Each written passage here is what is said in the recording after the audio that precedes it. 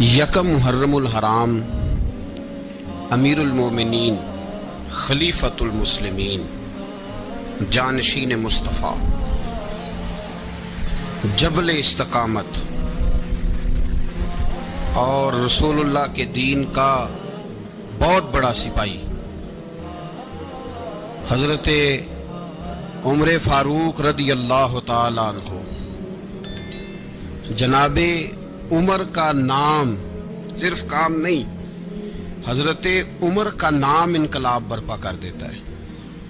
حضرت عمر کا نام کفر کے ایوانوں میں جبر، ظلم، شرک کی وادیوں میں جب حضرت عمر کا نام بھی لیا جائے تو بے ایمان کانپنا شروع ہو جاتے۔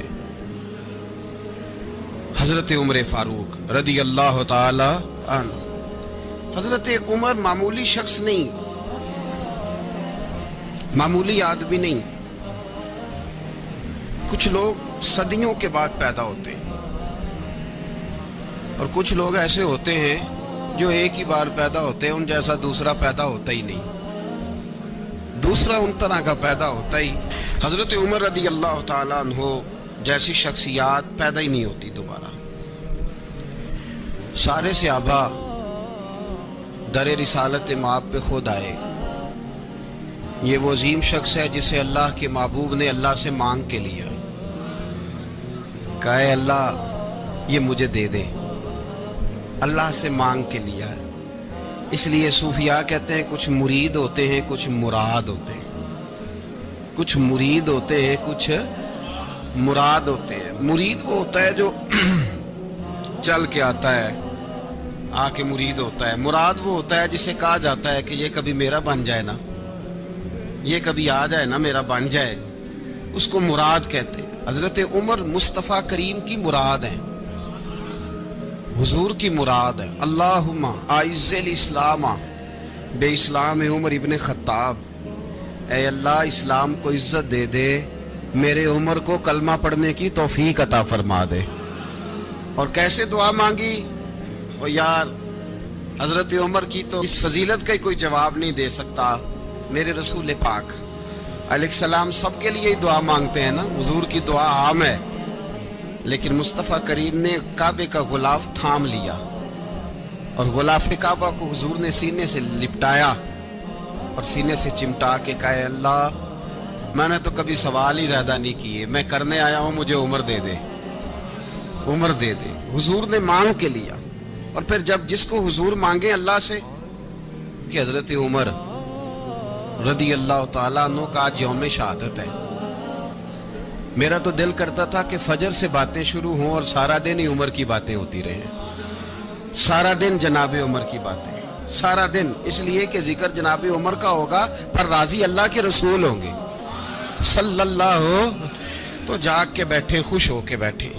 ہمارے ہاں منایا ہی نہیں جاتا، بابے اللہ کیتا ساؤن بھادروں اسو کتا تے منڈے جنوری فروری، تو اسلامی سال بھی گیا اور وہ تاریخیں بھی ساری گئیں۔ یکم محرم امت مسلمہ کے لیے بہت بڑا دن ہے، بہت بڑا دن۔ یہ شہادت ہے حضرت عمر فاروق کی رضی اللہ تعالی عنہ۔ یہاں چھوٹی چھوٹی باتوں پہ گورنمنٹ چھٹی کرتی پھرتی ہے، چھوٹی چھوٹی باتوں، الیکشن ہو گیا تو چھٹی، فلاں جگہ پہ تھوڑا سا کسی نے خبر دے دی کہ کوئی پریشانی ہے تو چھٹی، فلاں جگہ یہ ہو گیا تو چھٹی، یہاں تک کہ فلاں وزیر صاحب فلاں علاقے میں آئیں گے تو سارے علاقے کو چھٹی۔ اور اب تو اس سے بڑا حال ہونے لگا ہے، اگر جن لوگوں کی سندھ میں حکومت ہے ان کے لیڈر کا دن آیا تو اس دن چھٹی، اور جن کی پنجاب میں حکومت ہے ان کا دن آیا تو چھٹی۔ ہمارا مطالبہ ہے حکومت پاکستان سے، اگر سر اٹھا کے جینا چاہتے ہو تو یکم محرم کو چھٹی کیا کرو، اگر سر اٹھا کے جینا چاہتے ہو تو یکم محرم کو چھٹی کرو جناب عمر کے دن، اور ملت کے جوانوں کو بتاؤ کہ اگر عزت کی زندگی جینا چاہتے ہو تو اس طرح جیو جس طرح فاروق اعظم جی کے گئے ہیں، عزت اور وقار کی زندگی۔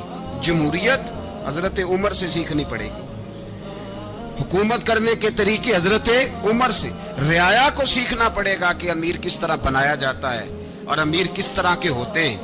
یہاں لوگ ہمیں یورپ کی مثالیں دیتے ہیں لوگ یہاں ہمیں آ کر کے امریکہ کی مثال، انہیں کیا پتا حکومت کیا ہوتی ہے؟ وہ کہتے ہیں جی وہ سائیکل پہ جاتا ہے ان کا حکمران۔ میں نے کہا وہ سائیکل پہ جاتا ہے؟ میرے عمر فاروق مدینے سے مکے گئے تھے تو پیدل ہی حج کرنے چلے گئے، پیدل ہی۔ اور جناب عمر فاروق رضی اللہ تعالیٰ عنہ عید کی نماز پڑھانے گئے، عید کی نماز عمر خطبہ عید دینے گئے۔ اور اس زمانے میں کون سا غریب ہے جو ننگے پاؤں جاتا ہو؟ کون سا غریب ہے جو مسجد ننگے پاؤں جاتا ہو؟ لوگوں نے تو 3 قسم کی چپلیں رکھی ہوئی ہیں، ایک مسجد جانے کی علیحدہ ہے، گھر پہننے کی علیحدہ ہے، شادی بیاہ پہ جانے کی چپل علیحدہ ہے۔ حضرت عمر فاروق رضی اللہ تعالیٰ عنہ نکلے عید کا خطبہ دینے کے لیے، تو بیوی سے کہنے لگے جوتا۔ اس نے کہا صاحب اتنی دفعہ ٹوٹا ہے اب گانٹھا نہیں جا سکتا، اتنی دفعہ ٹوٹا ہے کہ اب دوبارہ پیمند نہیں لگ سکتے۔ تو حضرت عمر کہنے لگے چل کوئی حرج نہیں ہے، بغیر جوتے کے ننگے پیر ہی چلتے ہیں، کوئی حرج نہیں۔ تو کہنے لگے لوگ کیا کہیں گے؟ فرمایا چپ کر، لوگ جس دن عمر نے یہ دیکھ لیا نا لوگ اس کے بارے میں کیا کہتے ہیں، اس دن عمر نہیں رہے گا۔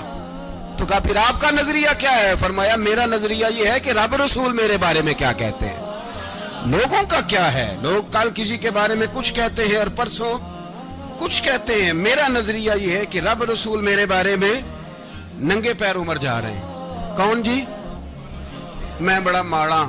اچھا جناب کیا غربت ہے؟ 10 قسم کے جوڑے لٹکے ہوئے ہیں کمرے میں اور پہننے کی فرصت نہیں، سویرے کیا پہننا ہے، شام کیا پہننا ہے، 15 سوٹ کٹھے استری ہو کے لانڈری والا بھیج رہا ہے، اور تو غریب ہے، تو بہت بڑا غریب ہے۔ اس لیے کہ غربت پیسوں کی وجہ سے نہیں ہوتی، غربت تو دل کی ہوتی ہے۔ تو واقعی بڑا غریب ہے اور تو غریب ہی رہے گا۔ امیر تو عمر فاروق تھے جو ننگے پاؤں چلے گئے عید کی نماز پڑھانے، تو رستے میں جو ملا کہنے لگا عمر جوتا تو پہن لو۔ فرمایا تمہیں عمر کا جوتا نہ پہننے کا نقص تو نظر آیا ہے، کوئی حرج نہیں، اگر عمر کو کبھی بتانا ہوا تو وہ والا نقص بتانا جو عمر کی سیرت میں پیدا ہو، کردار میں پیدا ہو، وہ والا نقص بتانا، یہ چھوڑو جوتے آتے جاتے رہتے۔ ننگے پاؤں گئے، پاؤں دھوئے، نماز پڑھائی، لوٹ آئے۔ او بھائی یہاں تو ہمارا بناؤ سنگار اترنا، جتنی توجہ کپڑوں کی طرف ہے اتنی توجہ کبھی ہماری علم کی طرف ہوتی نا، جتنا ذوق شوق ہمارا بناؤ سنگار کی جانب ہے، اتنا بناؤ سنگار کبھی ہمارا اخلاقیات کی جانب ہوتا تو معاملات بڑی حد تک سنورے ہوئے ہوتے۔ حضرت سیدنا فاروق اعظم رضی اللہ تعالی اپنی زندگی کو ترتیب دیا، ایک دن بھی خلافت نہیں مانگی اللہ سے۔ حضرت عوف بن مالک اشجعی ایک صحابی ہیں، حضرت عوف بن مالک رضی اللہ تعالیٰ عنہ فرماتے ہیں کہ جناب ابو بکر صدیق کا زمانہ تھا تو میں نے خواب دیکھا، میں نے خواب میں جناب عمر کو دیکھا، اور میں نے دیکھا کہ کوئی کہنے والا کہہ رہا ہے کہ عمر وہ ہے کہ اللہ کے رستے میں کوئی اسے جتنا مرضی برا بھلا کہے یہ پرواہ نہیں کرتا۔ کس کے رستے میں؟ بولے سارے۔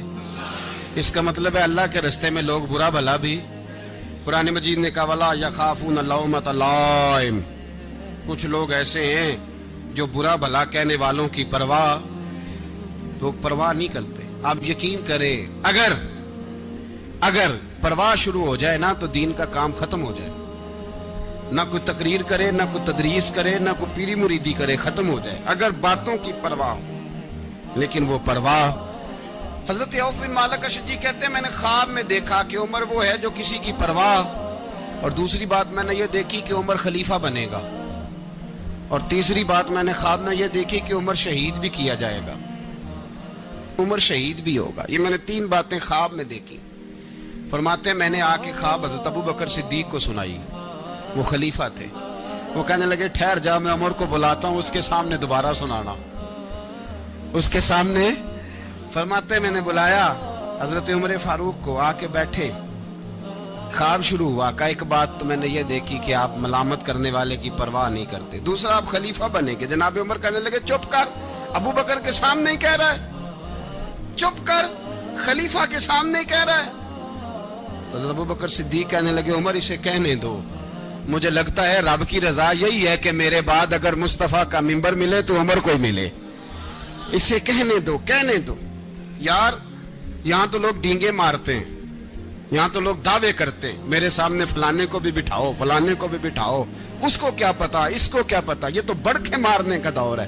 حضرت عمر رضی اللہ تعالیٰ عنہ کو تیسری بات کہی، حضرت عوف بن مالک نے کہا آپ شہید کیے جائیں گے، میں نے خواب دیکھی ہے۔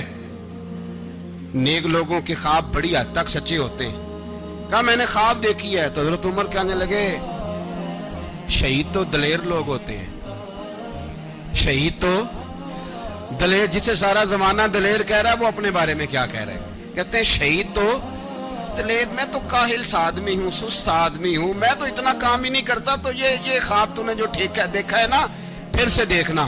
تو ابو بکر صدیق فرمانے لگے عاجزی نہ کر، انکساری نہ کر، تو جو کہہ رہا ہے ٹھیک کہہ رہا ہے، لیکن مجھے سن کے شکر بھی ہوا ہے اور افسوس بھی ہوا ہے۔ افسوس اس بات کا کہ تیرے جیسا بطل عظیم چلا جائے گا، اور شکر اس بات کا کہ رب تجھے زندگی بھی اعزاز والی دے گا، اور شہادت کی موت دے کے اللہ تجھے موت بھی عزت والی عطا فرمائے گا۔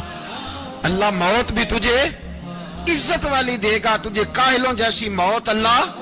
حضرت فاروق اعظم رضی اللہ، او بھائی یہاں تو اس زمانے کا سب سے بڑا مسئلہ پروٹوکول ہے۔ لوگوں پتہ ہوتا ہے کامل پیر ہے، کامل مرشد ہے، لوگ نہیں جاتے۔ میں کسی کا مرید ہو جاؤں، میرا پروٹوکول کدھر گیا؟ پتہ ہوتا ہے یہ کامل استاد ہے، میں اس کے پاس بیٹھوں گا تو میری تربیت کرے گا، لیکن لوگ شاگرد نہیں بنتے۔ میں کدھر گئی؟ یہ جو پروٹوکول کی مصیبت ہے نا، اس نے بڑے بڑے لوگ زیرو کر دیے، بڑے بڑے لوگ۔ اور یہ مت سمجھے کہ آپ کا وزیر اعظم پروٹوکول لیتا ہے یا آپ کا صدر پروٹوکول، وزراء، ایسی کوئی بات نہیں۔ ہم چھوٹے طبقے سے لے کر بڑے سارے پروٹوکول کے قائل ہیں۔ ہمارا تو داماد بھی کہتا ہے کہ مجھے پوچھا نہیں میں تمہارے گھر کیوں آؤں۔ ہمارا تو بھائی ہر شخص اعلان کرتا ہے پروٹوکول کا، فلانے نے عزت نہیں دی تو واپس آ جاؤ، فلانے نے سلوٹ نہیں کیا تو واپس آ جاؤ۔ لوگ جہاں سلوٹ کرنا چاہیے وہاں بھی سلوٹ کرانے کے قائل ہیں۔ پر حضرت عمر رضی اللہ تعالی، حضرت عمر کی سادگی اور پھر جناب عمر کی عاجزی، جب انسان اپنے اوپر سوار کر لیتا ہے نا، سوار کر لیتا ہے، میں بدکار پرانا خادم، کسے در ملی نہیں ٹوئی، تے واصف یار نے نظر جو کی تھی تے واصف ہی ہو۔ میں اکثر سوچتا ہوں حضور نے جہاں بھی کہا نا، فرمایا میرے بعد نبی ہوتے تو خطاب کے بیٹے عمر ہوتے۔ حضور نے فرمایا عمر جس رستے سے جاتا ہے شیطان وہ رستہ بدل جاتا ہے۔ نبی پاک صلی اللہ علیہ وسلم نے فرمایا میرا عمر وہ ہے کہ اس کی زبان پر حق جاری ہے۔ حضور علیہ السلام نے فرمایا 950 سال حضرت جبریل میرے عمر کی شان بیان کریں تو ان کی عظمت ختم نہیں ہوتی۔ 950 سال جبریل عظمت بیان کرے تو ختم نہیں ہوتی۔ یہ بات ہے حضرت عمر کی، اور فرمایا عمر ابو بکر کی نیکیوں میں سے ایک نیکی ہے، یہ شان ہے عمر فاروق رضی اللہ تعالیٰ عنہ کی۔ حضور نے فرمایا میرے بعد نبی ہوتے تو عمر ہوتے، جس گلی سے عمر آئے شیطان رستہ بدل جائے۔ میرے عمر فاروق کی شان 950 سال بیان ہو تو ختم نہ ہو۔ عمر کی زبان پر اللہ حق بیان کرتا ہے، جو عمر کہتا ہے وہی رب کر دیتا ہے۔ حضور ساری زندگی فضیلتیں بیان کرتے رہے، عمر جواب میں کیا کہتے ہیں؟ کوئی بتائے نا کہ یہ والی حدیثیں کبھی عمر نے بھی روایت کی ہوں کہ حضور نے میرے بارے میں یہ کہا ہے۔ یہ روایتیں وہ روایت نہیں کرتے، ان سے جب لوگ کہتے عمر تیری بڑی بات ہے تو عمر رو پڑتے، کہتے میں تو اونٹ چرانے والے باپ کا بیٹا ہوں، میں تو اونٹ چرانے والے باپ کا بیٹا، اونٹ چرا۔ اس سے آگے عمر گئے ہی نہیں ساری زندگی، اس سے آگے لفظ ہی نہیں ادا کی۔ اور میں تو بھائی اونٹ چرانے والا، میرا باپ تو اونٹ چرایا کرتا تھا، 10 اونٹ تھے، میری ڈیوٹی ہوتی تھی، سنبھالے نہیں جاتے تھے، ابا ڈنڈوں سے مارتا تھا۔ ساری زندگی عمر حج کرنے گئے، ایک خشک تنا کھجور کا عمر فاروق رضی اللہ تعالیٰ عنہ نے اس کو اپنے کلاوے میں لیا، رونے لگے۔ لوگوں نے کہا عمر کیا ہوا؟ فرمانے لگے یہاں میں اونٹ چرایا کرتا تھا، یہاں میں اونٹ چراتا تھا، 10 اونٹ سنبھالے نہیں جاتے تھے۔ دیکھو رسول اللہ کی شان، آج ساری امت چلانے کا طریقہ عطا فرما دیا ہے، ساری نظریے سے پیار۔ یار پیسہ کس کو برا لگتا ہے؟ آپ جس آدمی کی 50 کروڑ کی پراپرٹی ہے اس کو پوچھیں سب سے غریب، آپ کو وہی نظر آئے گا۔ وہ کہے گا میں ٹائٹ ہوں. حالات بڑے میں کئی باری پوچھے انہوں نے, میں کہ ترجمہ بھی دس چھڑو کی, ہمیں تو سمجھ نہیں آتی. اور ٹائٹ حالات کون سے ہوتے ہیں جی؟ جس آدمی کا کروڑوں میں کاروبار ہے نا, اس کو آپ چھیڑے وہ رونے لگ جائے گا, رونے. تو کئی میں نے ایسے دیکھے ہیں کرائے کا مکان ہے, ان سے پوچھے صاحب کیا حال ہے, تو کہتے ہیں جتنی اللہ نے شان والی زندگی ہمیں عطا کی ہے کسی کو نہیں دی ہوئی. اس کا مطلب ہے خوشی بھی یہی ہے اور غم بھی یہی, اندر سے خوشی ہے, اندر سے ہی. تو نے اگر راضی رہنا ہے تو ادھر سے رہنا ہے, ناراض رہنا ہے تو بس اپنے آپ کو خوش رکھے گا تو ہو جائے گا. سارے صحابہ مل کے آئے, کہنے لگے عمر فاروق سے کہنا ہے نبی پاک کے زمانے میں تو ظاہراً غربت تھی, ابو بکر کے دور میں بھی غربت تھی, اب تو بڑا مال ہے. عمر سے سفارش کرو کہ عمر نیا کرتا پہنا کرے. ملکوں کے سفیر آتے, عمر وہی پھٹی پرانی چادر اوڑھ کے اور وہی کئی جگہ پہ پیوند لگے سوٹ پہن کے سفیروں کے سامنے بیٹھ جاتا ہے. عمر کو مشورہ دو, طے ہو گئی بات. سب نے جب مشورہ دے لیا تو سارے کہنے لگے یہ بتاؤ شیر کی مونچھ کو ہاتھ کون لگائے گا, کہنا کس نے ہے, بندہ بھی تو ڈھونڈو نا. نے کہا جناب میرا یہ خیال ہے کہ مولا علی شیر خدا کہیں گے, کیونکہ جس شخص کی عمر کو سب سے زیادہ حیا کرتے دیکھا وہ شیر خدا مولا علی ہے رضی اللہ تعالی علی کہیں گے. اس لیے کہ جناب علی تو کئی دفعہ جب گفتگو کرتے تھے تو حضرت عمر چپ کر جاتے تھے اور فرماتے تھے علی نہ ہوتا تو میں ہلاک ہو جاتا. تو کہا علی سے کہو. جناب علی شیر خدا کو بلایا, کس کام کے لیے جی؟ اللہ اکبر. یہ ذرا اپنے اس دور پہ اس بات کو ذرا لاکا جناب ان سے کہیں کہ زیادہ نہیں, ایک کرتا نیا پہن لے. سفیر آتے ہیں, وزیر آتے ہیں, تو ایک کرتا نیا پہن لے. حضرت علی کو بلایا, آپ فرمانے لگے کوئی اور بات ہوتی تو میں کہہ دیتا, یہ والی میں نہیں کہہ سکتا. کوئی اور ہوتی تو میں عمر کو کئی دفعہ کہہ دیتا ہوں, جلال میں بھی تو سن, یہ والی میں نہیں کہہ سکتا. میں تمہیں ایک مشورہ دیتا ہوں. کہ وہ کیا؟ کہنے لگے سید عائشہ صدیقہ سے کہو, وہ مومنوں کی ماں ہیں, عمر ٹالے گا نہیں. اماں جی سے جا کے کہا اماں جی نیا کرتا عمر سے کہیں پہن لیں, وزیر آتے ہیں بڑے بڑے لوگ, تو چلو کوئی حرج نہیں. اماں جی نے کہا اچھا کوئی بات نہیں میں بلا لیتی ہوں. جناب عائشہ نے پیغام بھیجا. جب خادم نے کہا نا مصطفیٰ کے گھر سے پیغام آیا ہے, تو 20 لوگ بیٹھے تھے. عمر کانپتے ہوئے اٹھے, کانپتے دوڑے. حضرت عائشہ پردے میں تھی تو فرماتی ہیں عمر اتحیات کی حالت میں بیٹھ گئے. کہا اماں جی دیر تو نہیں ہو گئی مجھے آنے میں؟ کہا نہیں ٹائم پہ آ گئے ہو. کس لیے بلایا تھا؟ کہا عمر دیکھو غربت کے معاملات اور ہوتے ہیں, جب اللہ آسانی دے تو کوئی چیز استعمال کرنا حرام نہیں ہوتی, اگر حرام ہے تو بتاؤ. کہا نہیں اماں جی حلال ہی ہے. تو فرمایا پھر اتنے سفیر آتے ہیں, مشیر آتے ہیں, اب تو مال غنیمت بڑا آتا ہے, ڈھیر لگ جاتے ہیں مسجد میں, تو چل ایک نیا کرتا تم بھی پہن لیا کرو. اور آپ نیا کرتا پہنو گے تو دھاک بیٹھے گی غیروں پر. تو صحابہ کا مشورہ ہے کہ آپ نیا لباس پہنے. اماں جی کہتی ہے میں نے حکم دیا تو عمر چپ کر گئے, گردن جھک گئی. تھوڑی دیر کے بعد سیدنا عمر فاروق نے سر اٹھایا تو داڑھی پہ آنسو گر رہے تھے, رو پڑے. کہنے لگے پاک محبوب کی پاک بیوی, جیسے حکم کرتی ہو میں حاضر ہوں, پر مجھے وہ والا لباس پہنانا جو میرے مصطفیٰ نے پسند فرمایا ہے. اگر یہ رنگ رسول پاک کا ہے تو میں حاضر ہوں, اور اگر نبی پاک کا نہیں تو پھر جیسے آپ حکم کریں. جناب عائشہ کہتے ہیں عمر روئے تو میں زیادہ روئی, میرا پلو بھیگ گیا آنسوؤں سے. میں نے کہا عمر آپ جائیے. عمر یوں نکلے تو جو صحابہ کھڑے تھے وہ کونے میں تھے, سارے آ گئے. کہا اماں جی کیا بناؤ؟ فرمایا بھائی تم سب جو باتیں کہتے ہو وہ اپنی جگہ ٹھیک ہیں, پر عمر جو بات کرتا ہے وہ سب سے زیادہ ٹھیک ہے. عمر جس پہلو پر بات کرتا ہے وہ یار ایسی عاجزی, ایسا رنگ, ایسا انداز, ایسا طرز حیات, ایسی زندگی. اولاد کے معاملے میں لوگ بزدل ہو جاتے ہیں, بزدل. پر حضرت عمر کا بیٹا مصر گیا, وہاں سے کمائی کر کے لایا, تجارت کرنے گیا, لاکھوں کا مال.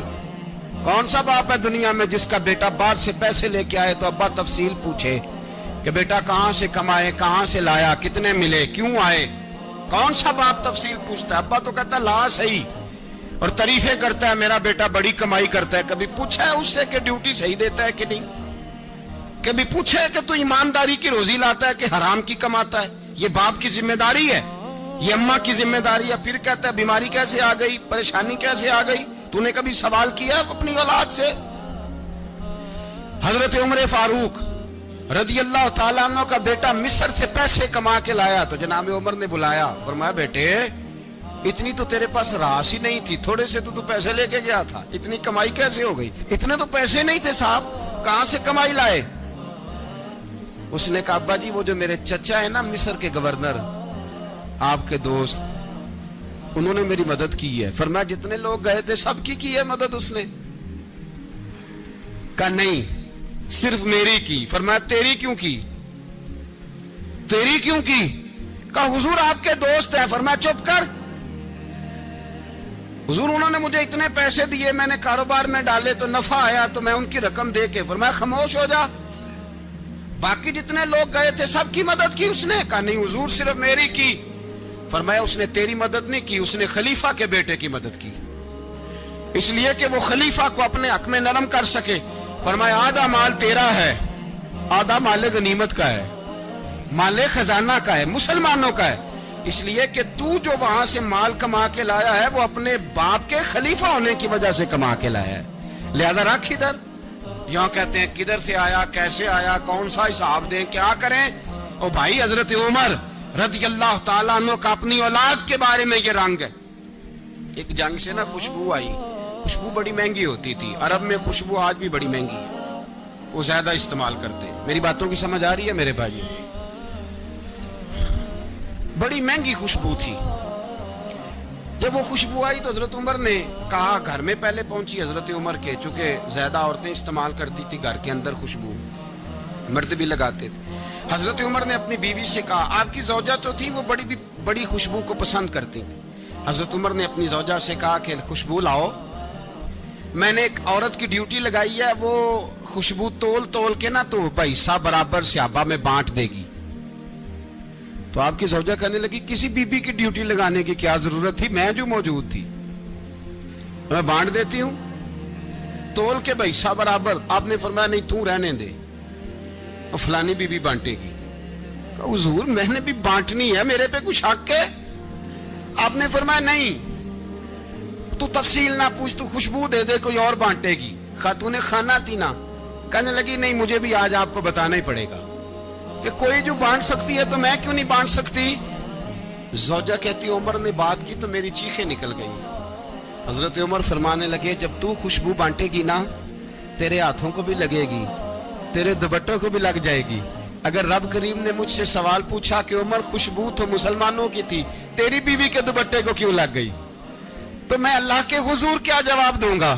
अगर अल्लाह ने यह सवाल किया कि तेरी बीवी ने क्यों लगाई, वो तो हिस्सा था मुसलमानों का, तो तूने तेरी बीवी ने क्यों लगाई? तो फरमाया मैं नहीं चाहता कि अल्लाह के हुजूर मुझे और तुझे बाजपुरस हो, लिहाजा किसी और को बांटने दे।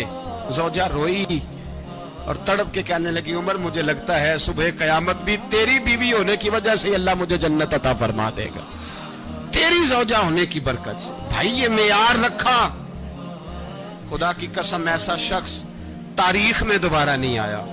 इतना बड़ा आदमी, इतना बड़ा शख्स, इतना बड़ा आदमी, और फिर रंग ये है कि उमर 22 लाख मुरब्बा मील का हुक्मरान, 22 लाख, और खजूर के दरख्त के नीचे मट्टी का ढेला लेके सो गए हैं, परवाह कोई नहीं, कोई मसला ही नहीं। 2 गुलाम साथ बैठे तो एक रोटी हजरत उमर ने घर से मंगवाई, थोड़ा सा सिरका, तो गुलाम कहने लगे हमने भी खानी है। फरमाया कोई अर्ज नहीं, रोटी को पेट भर के खाना जरूरी तो नहीं, 3 हिस्सों में बांट लेते। एक आदमी आया हुआ था मिस्र का रहने वाला मिलने के लिए, उसने पूछा उमर किधर है, तो कहा वो उधर जाओ मस्जिद में बैठे होंगे, और वापस आया तो कहने लगा वहां तो 3 गुलाम बैठे हैं, एक रोटी बांट बांट के खा रहे हैं, लगता है कई दिनों से रोटी नहीं मिली। कहा 3 गुलाम तो कोई नहीं, वहां 2 ही थे, तीसरे तो अमीरुल मोमिनीन थे। उसने कहा नहीं नहीं 3 गुलाम हैं, कपड़े भी एक तरह के पहने हुए, बल्कि 2 के तो फिर सही हैं, तीसरे के तो ज्यादा माड़े हैं, कपड़े भी एक तरह के, کھانا پینا بھی ایک طرح کا اور ان کا نشست برخاست بھی ایک طرح کی ہے، لہذا کوئی فرق نہیں۔ حضرت ابو ہریرہ کہتے ہیں میں لے کے آیا اور جناب عمر کو جب میں نے کچی زمین میں تامت سمیٹ بیٹھے دیکھا تو میں رو پڑا۔ میں نے اس مصر سے آنے والے کو کہا تو اس کے جلوے دیکھ، اگر اس کی ذات میں اتنا حسن ہے تو محمد عربی کا مقام کیا ہوگا؟ یہ مقام غور ہے، مقام غور۔ 10 محرم کو لوگ دیگے پکائیں گے نا؟ نہیں پکانی ہے؟ کوئی بول دے نہیں، ہاں نہ نہیں کر دے، پروگرام بدلیا تو نہیں دی عید کی کہ وہ ایک کام شروع ہوا ہے لات ٹائٹ ہونے والا، کیوں جی؟ پکنی ہے نا دیکھیں 10 محرم کو انشاءاللہ تعالی، ہم بھی پکائیں گے انشاءاللہ، یہاں بھی پروگرام ہوگا۔ تو 10 محرم کو جو دیگ پکنی ہے تو ایسا نہیں ہو سکتا کہ یکم محرم کو حضرت عمر کے نام کی بھی کوئی پک جائے۔ اگر امام حسن حسین کے نام کی دیگیں پکے تو جو امام حسن حسین سے پیار کرنے والے ہیں، جو امام حسن حسین سے ہم لوگوں نے بھی عجیب رٹا اپنایا ہے نا، ہم لوگ بات کا ایک پہلو دیکھتے ہیں دوسرا نہیں دیکھتے۔ حضرت امام حسن اور حسین کو بھی نبی پاک نے شہید کہا اور جناب عمر کو بھی رسول اللہ نے خود شہید فرمایا، فرمایا شہید ہے، خود فرمایا اپنی زبان سے کہ یہ شہید ہے، خود میرا عمر شہید ہے۔ تو ان کے نام کی دیگ نہیں پکنی چاہیے، اس طرف نہیں ہماری توجہ ہونی چاہیے۔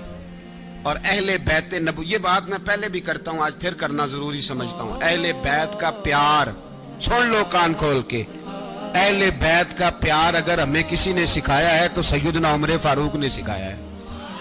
اہل بیت نبوت کی محبت اگر کسی نے سکھائی ہے تو کس نے سکھائی ہے؟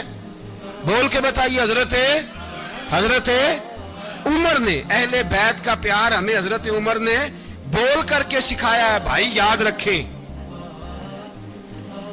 کسی کی طاقت نہیں تھی دم مارنے کی حضرت عمر کے سامنے، طاقت ہی نہیں تھی۔ کیسر و کسرا کانپ جاتے تھے، جرأت ہی نہیں کرتے تھے حضرت۔ اور ہمارے تو تعلقات بڑے ہیں نا غیروں سے۔ حضرت ابو موسیٰ اشعری رضی اللہ تعالیٰ عنہ فرماتے ہیں میرا منشی سائی تھا، وہ کاتب کہتے تھے وہ لوگ، میرا حساب کتاب عیسائی تھا۔ تو فرماتے ہیں ایک دن میں نے وہ سارا حساب کتاب لین دین کے حضرت عمر کو دکھایا تو فرمانے لگے جس نے لکھے ہیں اس کو بلاؤ۔ کہنے لگے حضور مسجد نہیں آ سکتا۔ کیوں نہیں آ سکتا؟ کہنے لگے وہ عیسائی ہے۔ کہتے ہیں حضرت عمر جلال میں آ گئے، آپ فرمانے لگے جنہیں رب دور کرتا ہے تم کیوں قریب کرتے ہو؟ جنہیں اللہ دور کرتا ہے۔ فرمایا تم غیروں کو اگر عہدے دو گے تو اپنوں کا کیا بنے گا؟ اگر تم غیروں کو عہدے دو گے تو اپنوں کا۔ یہ سوچ ہے جو آج برما کے مسلمانوں کے لیے بھی ضروری ہے۔ کہا اگر تم غیروں کو عہدے دو گے تو اپنوں کا۔ ہم نے غیروں کو عہدے دیے تو دیکھا نا اپنے کس طرح کاٹے جا رہے ہیں۔ غیروں کو جو عہدے دے دیے یارانے سارے غیروں سے، روز دعویٰ ہوتا ہے چین ہمارا سجن ہے، چین ہمارا دوست ہے۔ او بھائی دوست ہے تو اس سے کہو نا کہ برما تو تمہاری ایک چھوٹی سی ریاست ہے، چین کے بغیر تو وہ سانس بھی نہیں لے سکتا، اس کو کہو نا اس حکومت پہ دباؤ ڈالے۔ لیکن ہم لوگوں نے غیروں کو عہدے دیے تو اپنے پس گئے۔ حضرت عمر کہتے تھے ذمی کا ہم ادب کریں گے، ذمی کافر کا ہم، ایسا کافر جو مسلمان ریاست کو قبول کرے، بدامنی نہ پھیلائے۔ ایک آدمی کو آپ نے دیکھا آنکھوں سے نابینا ہے اور بھیک مانگ رہا ہے، تو حضرت عمر کو نظر آ گیا، فرمایا کون ہو؟ اس نے کہا میں یہودی ہوں۔ فرمایا بھیک کیوں مانگتے ہو؟ کہا جب تک تندرست تھا مسلمانوں کو جزیہ دیتا تھا، بوڑھا ہو گیا ہوں کیا کروں؟ حضرت عمر نے گھوڑے کی پشت پہ بٹھایا کافر کو، گھوڑے کی پشت پہ بٹھایا اور بٹھا کے مدینے لائے۔ حضرت علی شیر خدا وزیر خزانہ تھے، فرمایا علی اس کا وظیفہ جاری کرو۔ کہا یہ کون ہے؟ فرمایا یہ یہودی ہے لیکن یہ ہمیں جزیہ دیتا رہا، بوڑھا ہو گیا بیچارہ، بھیک مانگنے پہ مجبور ہے، ہماری حکومت کے اندر رہتا ہے، اس کا پورا وظیفہ جتنا خرچہ اتنا وظیفہ لگاؤ۔ حضرت علی کہتے ہیں میں وظیفہ لگا رہا تھا اور وہ میرے نبی کا کلمہ پڑھ رہا تھا، وہ رسول اللہ کا کلمہ پڑھ رہا تھا۔ یہ مزاج، یہ نہیں کہ کافر۔ حضرت عمر نے گورنروں کو خط لکھے تھے کہ زبردستی کسی کو مسلمان نہیں کرنا، جہاں ان کی عبادت گاہیں بنی ہو گرانی نہیں، کوئی مندر کوئی گرجا ضائع نہیں کرنا۔ اسلام سب کو جینے کا موقع دیتا ہے، پر بے ایمانو ظالموں بدذاتوں تمہیں یہ کہتا ہے کہ ہم تمہیں جینے کا موقع دیتے، تم بھی مسلمانوں کو جینے کا موقع دو۔ یہ جہاں بستے ہیں جہاں رہتے ہیں انہیں وہاں جینے کا موقع دو، انہیں بھی اللہ اکبر کہنے کا موقع دو، انہیں بھی قرآن پڑھنے کا موقع دو، انہیں بھی رسول اللہ پر درود پڑھنے کا موقع دو۔ ہمارے ملک میں عیسائی اپنی مرضی سے کھلے عام تبلیغ کرتے ہیں. یہاں تو چینل چلائے ہیں عیسائیوں نے. کسی مذہبی جماعت نے کبھی جلوس نکالا ہے کہ عیسائیوں کا چینل بند کرو؟ بولے نکلا ہے کہ نہیں نکلا؟ کتنے ظلم کی بات ہے. ہم جب غیر کو اتنا تحفظ دیتے ہیں، اتنا تحفظ دیتے ہیں. ہم نے دیکھا ہے، مجھے بیسیوں لوگوں نے عید پہ ٹیلی فون کیے کہ عیسائیوں کو قربانی کا گوشت دے لیں. مجبور ہیں جی، دروازے پہ آ گئے ہیں، ہمارے کام کاج کرتے ہیں. بیسیوں لوگ. عام آدمی کے دل میں ان کا اتنا جذبہ ہے. وہ مسائل کا بیان کرنا ایک علیحدہ بات، لیکن ہمارے دل کافر کے حق میں بھی نرم ہو جاتے ہیں. تم کس قدر زیادہ بےایمان ہو اور کفر کس قدر زیادہ ذلیل ہو گیا ہے کہ مسلمان کے حق میں نرم ہوتا ہی نہیں. اور اس سے بڑے ذلیل وہ ہیں جو ان ذلیلوں کے سپورٹر ہیں. وہ کسی عرب ملک کے حکمران ہو یا کسی اور جگہ کے، وہ بڑے ذلیل ہیں جو ان ذلیلوں کے سپورٹر ہیں، جو برما کی بچیوں کے قتل پر اپنی حکومتیں چمکا رہے ہیں. انہیں شرم نہیں آتی.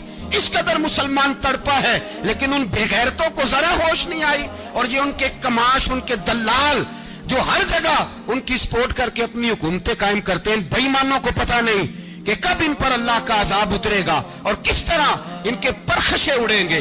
تمہیں اپنی ذلت اور رسوائی نظر نہیں آ رہی کہ زمین کس طرح تمہارے لیے تنگ ہو گئی ہے؟ اس سے زیادہ اور تمہاری رسوائی کیا ہوگی؟ ڈرو اللہ سے. اور یہ تو دنیا کا عذاب ہے. ان بطش ربک لشدید. میرا رب کہتا ہے قیامت تو قائم ہونے دے. اتنا سخت تیرے رب کی پکڑ ہے، اتنی کسی دوسرے کی ہو سکتی؟ یاد رکھیں اور تھوڑا احتیاط کریں.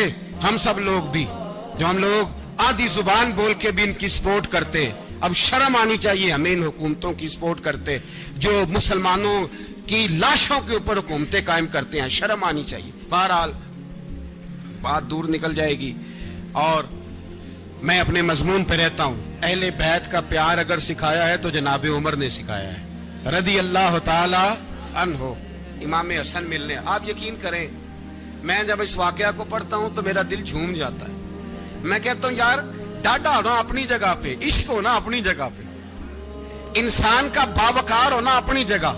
جہاں کھڑے ہونا تھا وہاں یہ کھڑے ہوتے تھے، اور جہاں جھکنا تھا وہاں یہ. ان لوگوں میں اقبال نے کہا تھا تیری نگاہ ناز سے دونوں مراد پا گئے، عقل غیاب و جستجو، عشق حضور و اضطراب. جہاں اگر آیا ہے سامنے کیسر و کسرا تو عمر جیسا دلیر کوئی نہیں. اگر سامنے آیا ایران کا بادشاہ تو عمر جیسا تگڑا کوئی نہیں. اگر آیا ہے سامنے غسان کا بادشاہ تو عمر جیسا عادل کوئی نہیں. لیکن اگر علی کا بیٹا آیا ہے، اگر فاطمہ کے لال پارے آئے ہیں، تو پھر فاروق اعظم سے جیسا محب کوئی نہیں، پھر ان سے جیسا پیار کرنے والا کوئی نہیں. اندر بیٹھے ہیں جناب عمر، اندر تنہائی میں کچھ وزیروں سے گفتگو ہو رہی ہے، میٹنگیں جاری ہیں. آپ کے بیٹے ملنے آئے جناب عبداللہ ابن عمر. ابا جی ملنے آئے. بات ٹھہرو، بات کر رہا ہوں، کوئی نہ اندر آئے. صاحبزادہ باہر کھڑا ہے. تھوڑی دیر گزری تو امام حسن بھی آ گئے. کون آئے؟ آپ کو جو ملے گا امام صاحب کا نام لینے سے، وہ سردار ہیں جنتیوں. کون آئے؟ سارے بولیے. امام حسن. تیری نسل پاک میں ہے بچہ بچہ نور کا، تو ہے نے نور تیرا سب گھرانہ. امام حسن آئے تو حضرت عبداللہ ابن عمر کو دروازے پہ کھڑے دیکھا. کہا امیر المومنین کہاں ہیں؟ کہنے لگے حضرت عمر کے بیٹے. کہنے لگے وہ اندر بیٹھے، کچھ میٹنگ ہو رہی ہے اور انہوں نے کہا کوئی اندر نہ آئے، لیکن آپ جانا چاہیں تو چلے جائیں. آپ جانا چاہیں تو، تیری نسل پاک میں ہے بچہ بچہ نور، آپ جانا چاہیں تو چلے جائیں. تو انہوں نے کہا جب آپ باہر کھڑے ہیں تو مجھے کوئی اتنا ضروری کام نہیں، اور ابھی زور کی نماز تھوڑی دیر میں ہوگی، میں مسجد میں مل لوں گا امیر المومنین سے. یہ بات کہہ کے امام حسن چلے گئے. یار اتنی بڑی بات نہیں تھی، اتنی بڑی بات نہیں تھی. میرے استادوں کا بیٹا بھی آئے تو کہا ٹھیک ہے جی وہ سوئے ہوئے ہیں، کوئی غرض نہیں یار میں ٹھہر کے آ جاؤں گا. کوئی بڑی بات نہیں تھی، دیکھا جائے تو بڑی بات نہیں تھی، پر بات بہت بڑی تھی اس لیے کہ یہ خالی حسن نہیں، یہ حسن ابن علی ہے، یہ حضرت فاطمہ کے لخت جگر. حضرت عمر باہر نکلے. عبداللہ ابن عمر سے پوچھا کوئی آیا تو نہیں؟ تو کہا حضور امام حسن آئے تھے. تو کہا پھر شہزادے کو اندر کیوں نہیں بھیجا؟ کہا میں نے کہا تھا. وہ کہنے لگے اگر امیر المومنین مصروف ہیں تو میں ظہر میں مل لوں گا. حضرت عمر رونے لگے. فرمایا بیٹے تو نے اچھا نہیں کیا. پھر مسجد نہیں گئے، सीधे इमाम हसन के दरवाजे दस्तक दी। इमाम हसन बाहर आए, कहा शहजादे आए थे तो मिले क्यों नहीं? तो इमाम हसन कहने लगे हुजूर आपका अपना बेटा दरवाजे पे खड़ा था, आपका अपना बेटा दरवाजे पे खड़ा था, वो मना भी किया था आपने तो मैं जोर में मिल लेता। हजरत इमाम हसन फरमाते जोशे जज्बात में जनाबे उमर ने सर से पगड़ी उतार दी, जोशे जज्बात में कहने लगे हसन मेरे बेटे का और आपका क्या मुकाबला? क्या उसकी मां का नाम फातिमा ज़हरा है? क्या उसकी नानी का नाम खतीजतुल कुबरा है? क्या उसके नाने का नाम मोहम्मद मुस्तफा है? आपका और उसका क्या मुकाबला? फिर रो पड़े और कहने लगे बेटे मैं मक्के के सहराओं में ऊंट चराया करता था, ये जो मेरे सर पर इज्जत के बाल हैं ये तेरे नाने के उगाए हुए। मैं मक्के के खबरदार शहजादे खबरदार। ओ भाई अहले बैत नबुव्वत के अदब का रंग अगर सिखाया है तो सैयदना उमर ने सिखाया है। हजरत उमर फारूक अथॉरिटी है, इस्लाम की अथॉरिटी। यकम मुहर्रम हजरत उमर की शहादत है। यहूदी बोल उठा, काफिर बोल उठा। अगर 6 महीने उमर दुनिया में और रहते तो दुनिया में कोई काफिर मौजूद न होता। 6 महीने। और जब इस बतले जलील का जनाजा उठा, अल्लाह बुखारी पढ़िए ना, अल्लाह मरजुकना शहादतन फी सबीलिक, अल्लाह बिस्तरे की मौत ना देना, शहादत की देना। उमर शहीद हुए, मस्जिद नबी में नमाज पढ़ाते। और जब जनाजा उठा तो मदीने का फिर पीछे जो दलेर बचे वो मौला अली थे। मौला अली जनाब उमर का जनाजा उठा तो सबसे पहली हाय जो निकली वो हजरत अली की जुबान से निकली। और हजरत अली की सारी दाढ़ी आंसुओं से भर गई। लोगों ने कहा कि अली क्या हुआ? फरमाने लगे तुम देख नहीं रहे जनाजा किसका उठा है? पलट के देखो तो सही, पता नहीं ये कौन गया है। हुजूर क्या हुआ? आप फरमाने लगे उमर इस तरह के काम करके गया है, अब इनके रस्तों पे कौन चलेगा? कौन इसके जिगर राहे वफा में? मैं नक्श ऐसे छोड़ आया हूँ, मैं जिस मंजिल से गुजरा हूँ वो अब तक याद करती है। हजरत अली हजरत उमर के जनाजे पे खड़े होकर कहते हैं अल्लाह मुझे उस तरह के अमल करने की तौफीक दे जिस तरह की उमर करके गया। मेरे भाई बतले अजीज बतले हुर्रियत हजरत उमर रदी अल्लाह ताला अन्हो जो अपनी जिंदगी इनकलाब वाली गुजार के गए। उमर जब दुनिया से गए तो 80 दिनार का कर्जा था। 22 लाख मुरब्बा मील का हुक्मरान। और अपने बेटे से कहने लगे बेटे कोशिश करना तेरे खानदान वाले मिलके मेरा कर्जा उतार दे, मेरी कब्र पे बोझ ना रहे। और अगर खानदान वाले मदद न करें तो मेरे दोस्तों से बात करना, वो मदद न करें तो फिर अली से बात करना। इनका प्यार आपस में इतना और तू इख्तलाफ साबित कर रहा है। 80 दिनार का कर्जा छोड़कर हजरत उमर दुनिया से गए और जाती दफा कह गए मेरे बाद मेरे बच्चों को हुकूमत के मशवरे में भी शामिल ना करना, हुकूमत के मशवरे में भी मेरी औलाद शामिल ना हो। इतना बड़ा शख्स इतना बड़ा रंग दे के यकम मुहर्रम को जब उमर फारूक का विसाल हुआ तो बेटे से कहने लगे अम्मा आयशा से जाके कहो मेरा भी नबी पाक के रोजे में दफन होने को दिल करता है। एक कब्र की जगह है अम्मा जी ने अपने लिए रखी है, बुखारी या बुखारी। हजरत आयशा के पास साहबजादे गए, कहने लगे अम्मा जी उमर को जख्म लग गया है, हालत बड़ी परेशानी वाली है। वो कहते हैं अगर अम्मा इजाजत दे।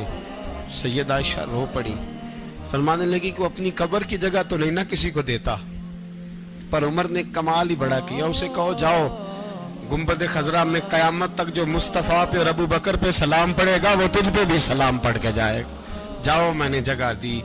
आला हजरत फाजिल बरेलवी रहमतुल्लाह अलैह फरमाते वो उमर जिसके आदा बेशैदा शकर उस खुदा दोस्त हजरत पे लाखों सलाम। उस खुदा दोस्त हजरत पे आप यकीन करें मिंबर पे बैठा हूँ, हजरत उमर का जब नाम लेता हूँ तो मेरे वजूद के रोंगटे खड़े हो जाते हैं। हजरत उमर की जिंदगी जब पढ़ता हूँ तो लगता है खुदाया ऐसे शख्स भी दुनिया में आए।